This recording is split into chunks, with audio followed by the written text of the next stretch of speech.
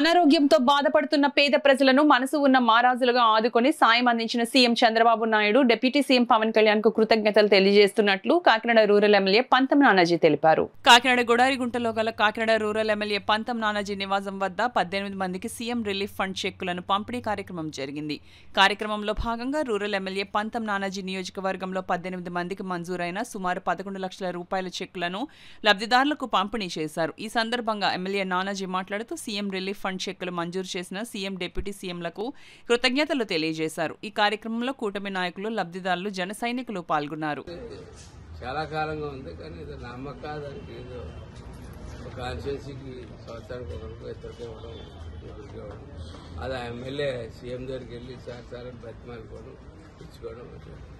ఇప్పుడు చంద్రబాబు నాయుడు గారు, పవన్ కళ్యాణ్ గారు కొడుకు వచ్చిన తర్వాత ఈసారి దీన్ని జనరలైజ్ చేస్తారు.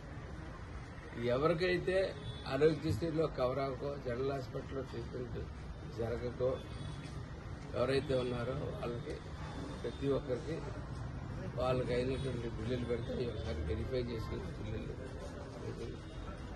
15-20 రోజులు సమయం లోపలనే ఎప్పుడు లేని విధంగా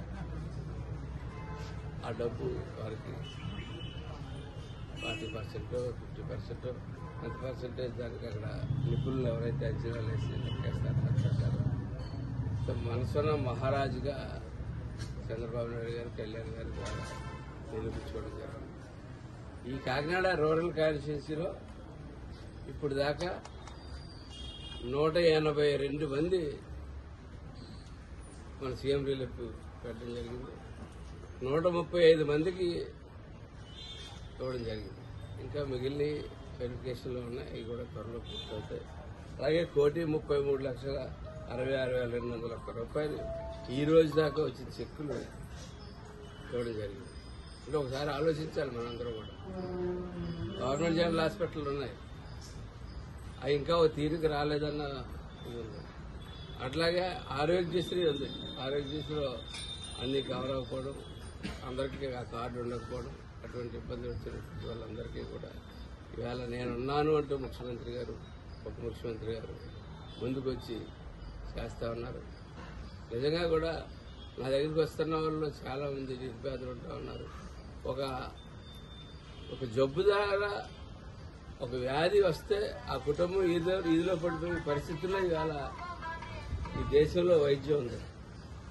అటువంటి పరిస్థితుల్లో ఆదుకోవడానికి ముఖ్యమంత్రి గారు ముందుకు వచ్చినందుకు వారికి ధన్యవాదాలు తెలియజేస్తూ ఈ రోజు ప్రత్యేకంగా 10,98,000 రూపాయలు సీఎం రిలీఫ్ ఫండ్ ఇస్తున్నందుకు ముఖ్యమంత్రి గారికి, ఉప ముఖ్యమంత్రి గారికి ధన్యవాదాలు తెలియజేసుకుంటున్నారు.